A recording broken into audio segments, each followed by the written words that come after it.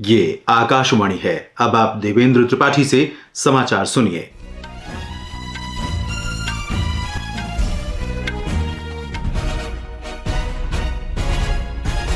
प्रधानमंत्री नरेंद्र मोदी ने मन की बात कार्यक्रम में डिजिटल अरेस्ट के बारे में चिंता व्यक्त की है। प्रधानमंत्री ने आज आकाशवाणी से मन की बात कार्यक्रम में कहा कि कानूनन किसी को भी डिजिटल अरेस्ट नहीं किया जा सकता है। उन्होंने स्पष्ट किया कि डिजिटल अरेस्ट के नाम पर की जा रही धोखाधड़ी को रोकने के लिए सभी जांच एजेंसियां मिलकर काम कर रही हैं। प्रधानमंत्री ने कार्यक्रम के दौरान एक पीड़ित और एक जालसाज के बीच हुई बातचीत को भी सुनाया। प्रधानमंत्री ने कहा कि हर वर्ग और आयु समूह के व्यक्ति डिजिटल अरेस्ट के शिकार हुए हैं और भय के चलते उन्हें लाखों रुपए गंवाने पड़े हैं। उन्होंने लोगों से अपील की कि वे ऐसे फर्जी कॉल आने पर भयभीत न हो। प्रधानमंत्री ने डिजिटल सुरक्षा के 3 उपायों की भी चर्चा की। कल विश्व एनिमेशन दिवस है। इस अवसर पर प्रधानमंत्री ने कहा कि भारत एनिमेशन की दुनिया में नई क्रांति की ओर बढ़ रहा है। प्रधानमंत्री ने कहा कि भारत में गेमिंग की दुनिया का लगातार विस्तार हो रहा है और भारतीय खेल दुनिया भर में लोकप्रिय हो रहे हैं। प्रधानमंत्री ने कहा कि अब एनिमेशन एक ऐसा उद्योग बन गया है जो अन्य उद्योगों को भी ताकत दे रहा है और VR टूरिज्म एक उदाहरण इसका है।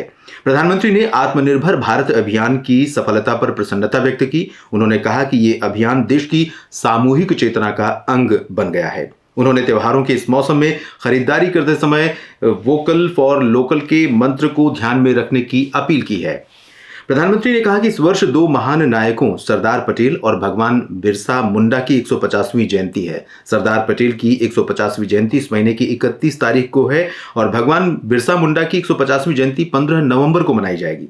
प्रधानमंत्री ने अपने संबोधन में कैलीग्राफी का भी जिक्र किया। उन्होंने कहा कि आजकल जम्मू कश्मीर में स्थानीय संस्कृति को लोकप्रिय बनाने के लिए कैलीग्राफी का प्रयोग किया जा रहा है। प्रधानमंत्री ने रूस के याकुत्स्क में कालिदास के अभिज्ञान शाकुंतलम के मंचन पर प्रसन्नता व्यक्त की। उन्होंने कहा कि हाल ही की लाओस यात्रा के दौरान उन्होंने स्थानीय कलाकारों द्वारा लाओस की रामायण का मंचन देखा जो कि रोमांचकारी रहा। श्री मोदी ने पेरू की एरलिंदा गार्सिया का उदाहरण दिया। वो युवाओं को भरतनाट्यम सिखा रही हैं। उन्होंने कहा कि लोगों को #कल्चरल ब्रिज के माध्यम से ऐसे सांस्कृतिक कार्यक्रमों को प्रोत्साहित करना चाहिए। मन की बात में प्रधानमंत्री ने फिट इंडिया के बारे में भी बात की। उन्होंने संतोष जाहिर किया कि भारत के लोग फिटनेस के बारे में ज्यादा जागरूक हो रहे हैं। श्री मोदी ने इस वर्ष 31 अक्टूबर को दिवाली के अवसर पर सरदार पटेल की जयंती का भी उल्लेख किया। उन्होंने कहा कि इसके कारण रन फॉर यूनिटी इस वर्ष 31 अक्टूबर की बजाय 29 अक्टूबर को आयोजित की जाएगी। श्री मोदी ने मन की बात कार्यक्रम में धनतेरस, दिवाली, छठ पूजा और गुरु नानक जयंती की शुभकामनाएं भी दी। गृह मंत्री अमित शाह ने पश्चिम बंगाल में भारत बांग्लादेश सीमा पर पेट्रापोल में भूमि बंदरगाह पर नवनिर्मित यात्री टर्मिनल भवन और कार्गो गेट मैत्री द्वार का आज उद्घाटन किया। इस अवसर पर श्री अमित शाह ने कहा कि इस बंदरगाह के माध्यम से दोनों देशों के बीच व्यापार और वाणिज्यिक गतिविधियां होती हैं। उन्होंने कहा कि भूमिपत्तन प्राधिकरण भारत के विकास में महत्वपूर्ण भूमिका निभा रहा है। पेट्रापोल भूमि बंदरगाह पश्चिम बंगाल के उत्तर 24 परगना जिले में है और यह दक्षिण एशिया का सबसे बड़ा भूमि बंदरगाह है। मैत्री द्वार दोनों देशों की सहमति से बनाया गया है। स्पेन के राष्ट्रपति पेड्रो सांचेज आज से भारत की 3 दिन की यात्रा पर रहेंगे। विदेश मंत्रालय ने कहा है कि ये उनकी पहली भारत यात्रा है। स्पेन के किसी राष्ट्रपति की 18 साल बाद भारत यात्रा हो रही है।